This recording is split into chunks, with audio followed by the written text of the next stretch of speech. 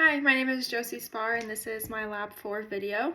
So for the RTSB push-up test, my score for the first criterion, which was hands are shoulder width or slightly wider apart, I scored a 5 on set 1 and set 2 for a total of 10 points. For the second criterion, it was the head, back, and hips are held in a straight line throughout the entire movement. I started off as a 4 and then noticed that I needed to fix it and moved it to a 5. So that's a total of 9. The body, for number 3, the body is lowered until elbows are at a 90-degree angle. I started that off with a 3. I thought I was going down lower than I actually was, and then moved that to a 4, which gives me a total of 7.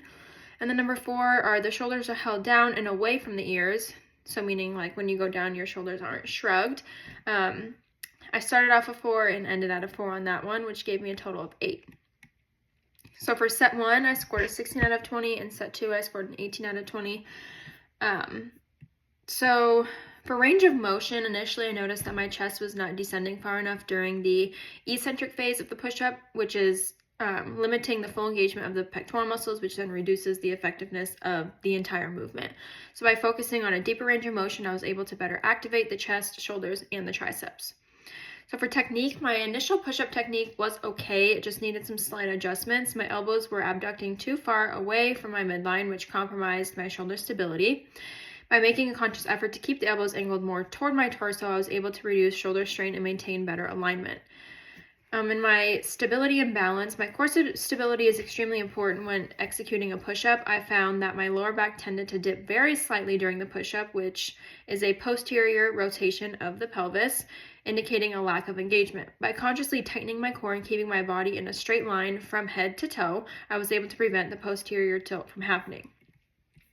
Because I did an evaluation on myself, my observations could have been a little off. My observations would probably be more accurate if I observed someone else or if I had someone else observe me. Bad push-up form can be caused by weak core and upper body muscles, a lack of control, incorrect hand/elbow placement, a lack of mobility, even just a poor muscle-mind connection. The movement arm in a push-up is the distance between the shoulder joint and the hands on the floor. During the eccentric phase of a push-up, gravity is acting on one's body weight, and the shoulders are responsible for lifting that weight back up. The force exerted by the body has a greater movement arm during this phase. So all in all, the RTSB evaluation provided valuable insight into my push-up technique, helping me identify and address weaknesses in my range of motion, my technique or form, alignment, even my stability. Not only has that helped my personal push-up form, it also will help me evaluate my future clients' push-up form. So this lab emphasizes the importance of systematically evaluating movements to ensure training efficiency. Thank you.